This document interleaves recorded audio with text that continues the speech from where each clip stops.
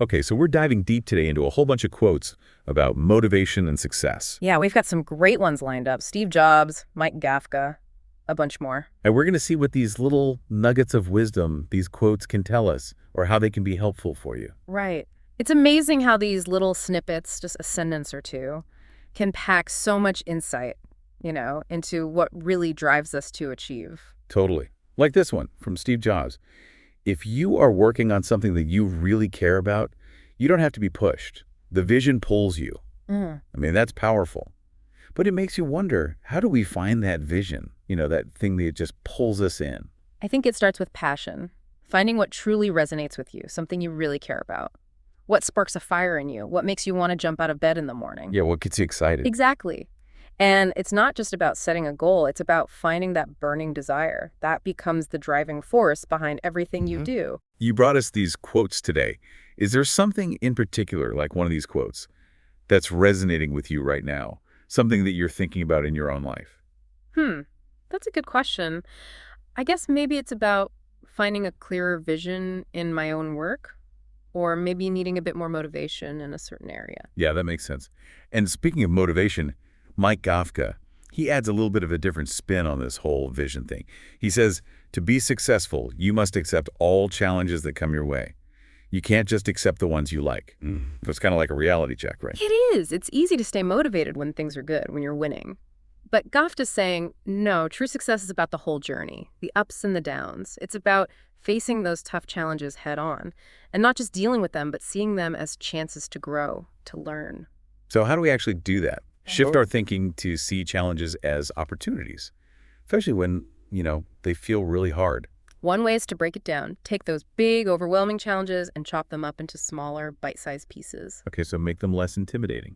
Exactly. And instead of focusing only on the end result, try to focus on what you can learn along the way. That can make the whole process a lot less scary. Makes sense. So we've got the vision thing, and then we've got embracing the challenges. But then there's this quote from Thomas J. Watson. He says, if you want to achieve excellence, you can get there today. As of this second, quit doing less than excellent work. It's like he's saying, get going right now. Yeah, Watson's all about action. Not waiting for the perfect moment, but taking action immediately. And it's not about being perfect all the time. It's about constantly striving to do your best, even with the small stuff. It reminds me of Kaizen, this Japanese idea of continuous improvement. Oh, yeah, I've heard of that. Yeah, it's about making little improvements every single day, so they build up over time. Small changes, big results. Now, what about aiming high? Setting those big, ambitious goals. We've got two quotes on that. Ralph Waldo Emerson says, we aim above the mark to hit the mark. And then John C. Maxwell has this one. Successful and unsuccessful people do not vary greatly in their abilities. They vary in their desires to reach their potential.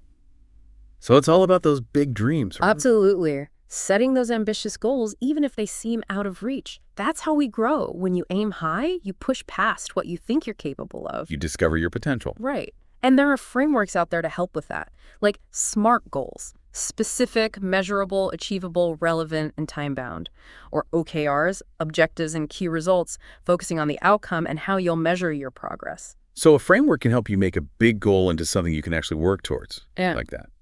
But what about when you run into roadblocks? When someone tells you that your goal is impossible, that you can't do it. That no can be a real punch in the gut, right? But both Karen Econonis-Miller and Tricia Cunningham, they have some really empowering advice. Miller says, when someone tells me no, it doesn't mean I can't do it. It simply means I can't do it with them. Okay, so it's not a dead end. Exactly. And then Cunningham adds, the individual who says it is not possible should get out of the way of those doing it. So don't let rejection stop you. Find another way. Maybe that no is pointing you in a different direction. Right. A better direction even. Or it could just force you to be more creative, more resourceful.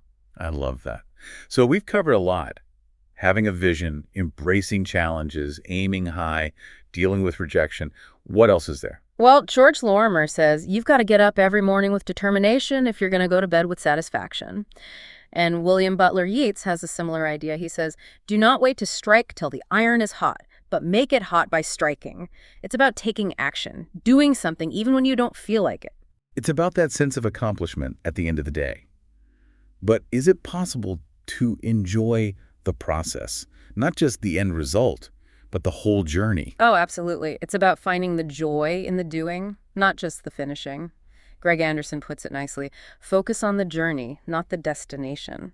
Joy is found not in finishing an activity, but in doing it. So find what you love about the process. Savor each step. That's a great way to put it. It's not just about the success, it's about finding fulfillment along the way, in the everyday pursuit of those goals. I think that's a really important takeaway. As you think about all these insights we've talked about today, I'd like to leave you with this question. How can you apply these ideas to your own life, to your work, your relationships? Where can you find that thing that pulls you, those challenges to embrace? And how can you find that joy in the doing? So many things to ponder. Yeah, and hopefully put into action. Awesome deep dive today. Thanks for sharing these quotes and your insights. It's been a great conversation. My pleasure. Let's keep thinking about this, see where these ideas take us.